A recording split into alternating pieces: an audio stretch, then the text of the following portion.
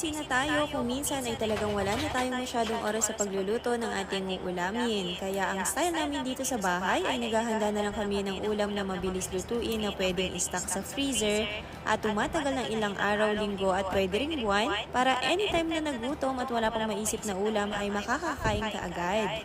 Kaya kung mahilig kayong kumain ng longganisa pero health conscious ayaw ng preservatives na nilalagay dito, ay gawa na lang tayo ng homemade longganisa. Kaya tapusin mo ang video na ito dahil isi-share natin ang ating recipe, exact measurement at technique sa paggawa ng ating napakarapsang homemade longganisa. Ito yung karne ng baboy na gagamitin ko, 2 kilos ito, dinamihan na natin para may pang-stock tayo at hindi na nga gawa ng gawa. Kasim ang part ng baboy, syempre may taba dapat, mga 30% taba para hindi ito dry.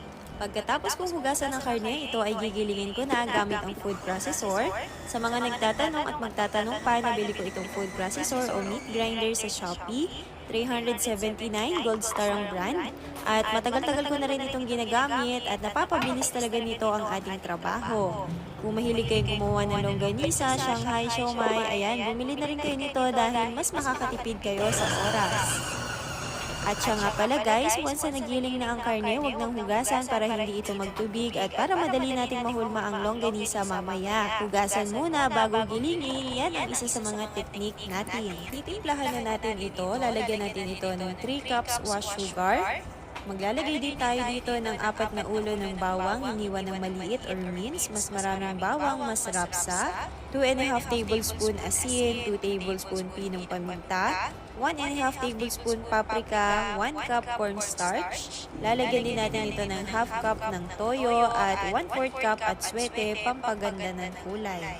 Haluin na lang natin itong maigi at yung timpla pala ng ating skinless longganisa ay talagang may pagka-sweet and garlicky dahil ito rin yung gusto na timpla ng mga kids dito sa bahay. At once na nahalo na maigi, ganito dapat ang magiging itsura nito. May pagka-sticky dapat ito. Kung medyo mamasa-masa pa, dagdagan nyo na lang ng konti pang cornstarch. Sa lasa, pwede naman kayong kumuha ng konti, iprito at tikman at dagdagan na lang ng pampalasa kung nakukulangan. Pero para sa akin ay okay na ang aking timpla, wala na akong ibang dinagdag dito dahil ilang beses ko na nga itong ginagawa at ito na yung standard na timpla ko sa 2 kilong karne. At nilalagay ko muna sa ref ng 5 oras ang mixture para medyo tumigas ng bahagya at madali itong mabuo o mahulma ng pahaba. Dahil nga skinless ito, ganito ang ating paraan. Hindi na tayo gagamit ng pambalot, kumuha lang ako ng wax paper at container. At ganito lang ang ginagawa ko pagkatapos mahulma ng pahaba, ilalagay ko na ito sa container. Huwag lang pagdidikitin at saka papatungan pa ng plastic. Para sa akin, mas madali at mabilis yung ganitong paraan, hindi na kailangan balutin dahil medyo matatagalan lang tayo. Ang technique lang